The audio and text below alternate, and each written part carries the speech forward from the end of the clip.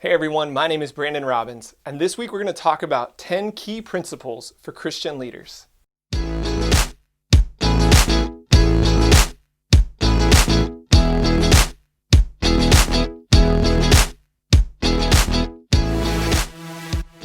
Now before we get started, if you don't mind, please take a moment to go down below and click that subscribe button. And then while you're down there, go ahead and click that little bell next to it so you make sure to get these videos each and every week. Each week, we put out new videos to help you to grow in your faith and to help you grow your church. And if you like this video, help us to spread the word. Go down and click that share button, share it with your friends on Facebook, Twitter, Instagram, or even just in an email so we can get the word out about this channel. So today I want to talk about 10 key leadership principles that are great for every kind of leader. Whether you are the boss at your work, or whether you're a leader in your church or a leader in the community, each of these principles will help you to be more effective and to have a greater impact. And the leadership principles we're looking at today all come from an incredible Christian leader named Ken Blanchard. Ken Blanchard is an author and speaker who is best known for his book, The 1 Minute Manager. But what many people don't know about Ken Blanchard is that he was also outspoken about his faith. Throughout his books and even in his speeches, he was unashamed to talk about how his relationship with Jesus impacted who he was as a leader. And so today we're going to look at 10 key principles that he teaches about leadership that will help you to be a better leader both in your church and beyond it. So let's jump right in. The first principle that we want to look at today comes from the book The 1 Minute Manager, and it's the principle of 1 minute goals. One of the things that often keeps us from seeing God work through us in amazing ways is that we don't have direction and goals for what we're trying to accomplish. For instance, as Christians, we might say that we want to make disciples. But what does that look like? How do we do it? How do we know if we've accomplished it? What exactly is our goal there? Those same questions apply whether you're trying to grow your business or lead a team on an important mission. It applies when it comes to improvements in your marriage or even just trying to grow in your own faith. If we don't have a sense of where we're hoping to go, or more importantly, where God wants us to be, then we're unlikely to ever get there. This is where 1 minute goals come in.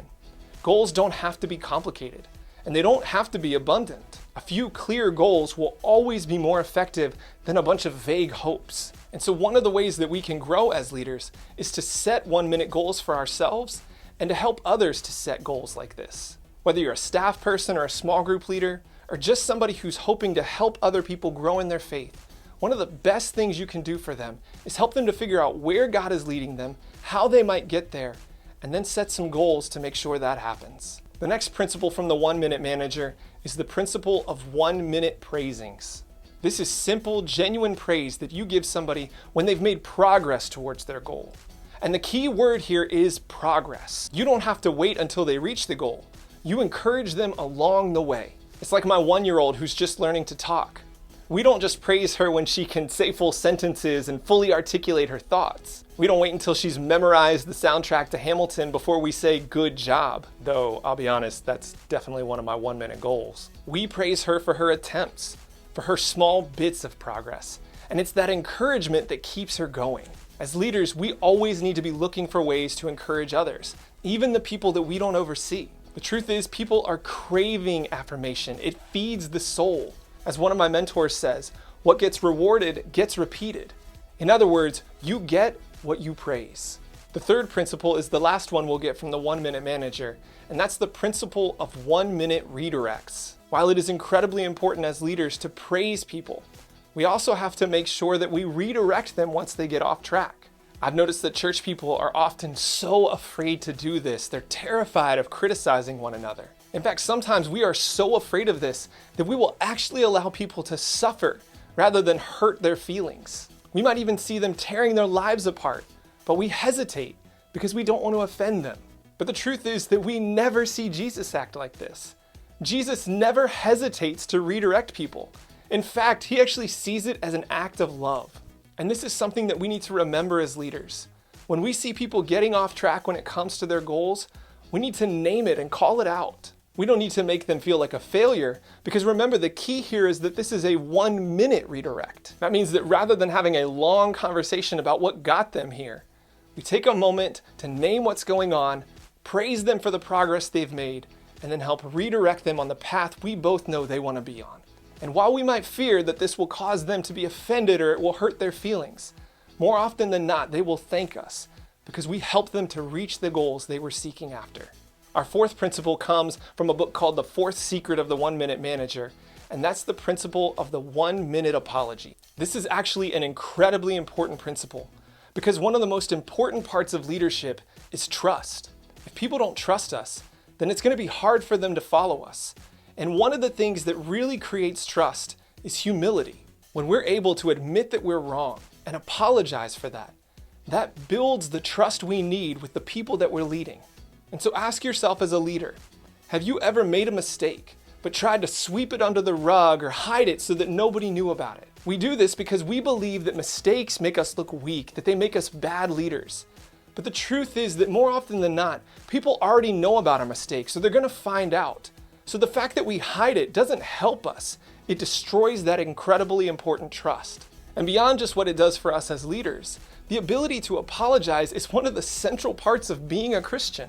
One of the essential foundations to our relationship with Jesus is this idea of repentance, of naming our mistakes, committing to turn away from them, and seeking forgiveness. And if we truly want to be leaders, then we have to embody this with the people we lead.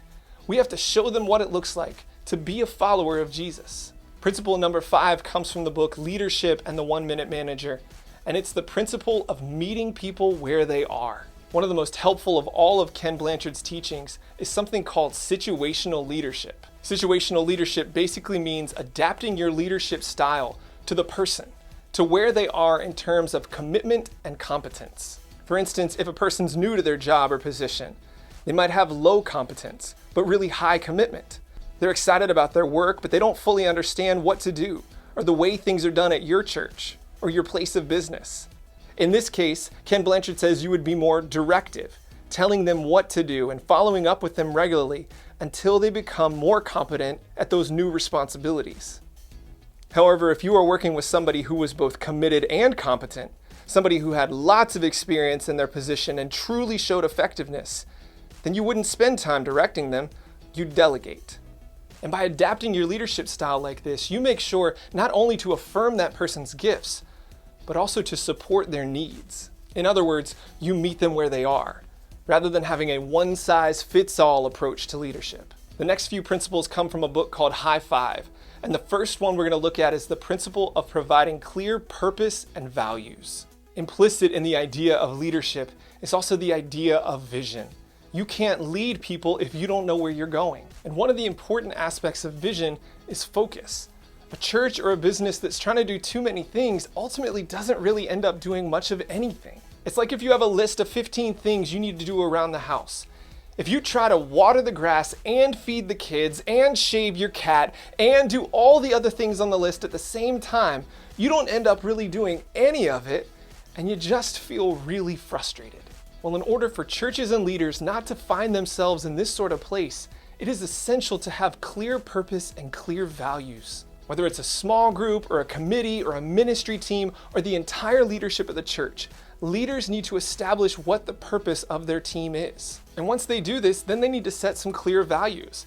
Like, what do we think is most important? What practices are absolutely essential? What do we expect of one another? And by doing this, leaders can prevent a lot of unnecessary problems. By having a clear purpose and values, you have a foundation to work from when distractions and problems arise. For instance, if somebody comes in someday and they say that all of a sudden you need to devote all your resources to a bus ministry because they wrote a book that was written in 1965, you can say that just doesn't fit who we are, because here's our purpose and values. Or if there's conflict in your church, or a crisis arises in your community and you don't know how to respond, it's your purpose and values that will guide you. The next principle that Ken Blanchard teaches in High Five is the principle of unleashing and developing skills. One of the best things a great leader can do is develop other great leaders.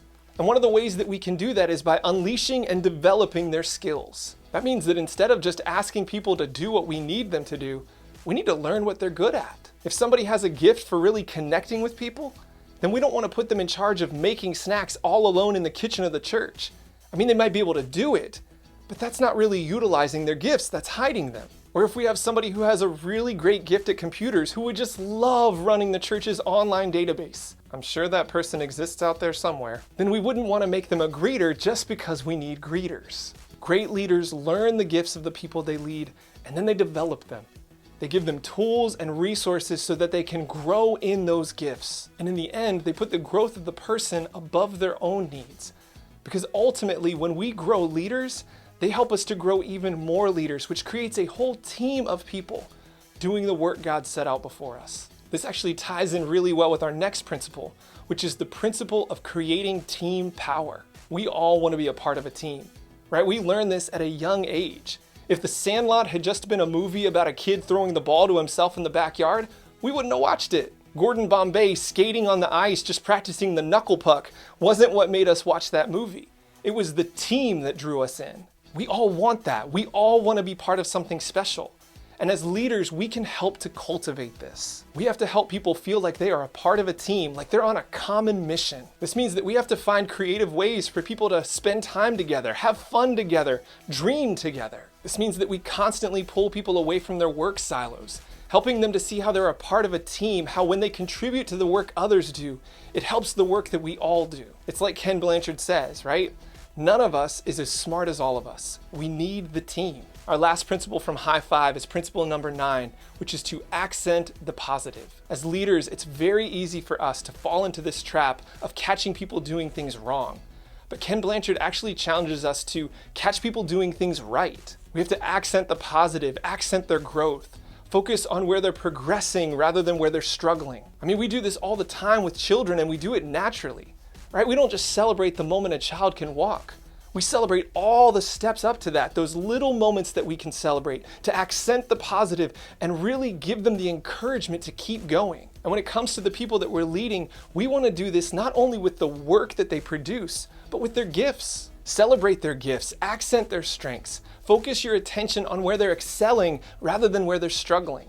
Because studies show that when we do this, when we accent the positive, not only does it help them to grow in their strengths, but oftentimes it also pulls up their weaknesses as well. Finally, the last principle comes from a book called The Servant Leader, and it's the principle of servant leadership. As Christians, if we truly want to be leaders, then we need to model the leader that we follow. And when we look at Jesus and we see his style of leadership, there's no better way to define it than servant leadership. Jesus led his followers by serving.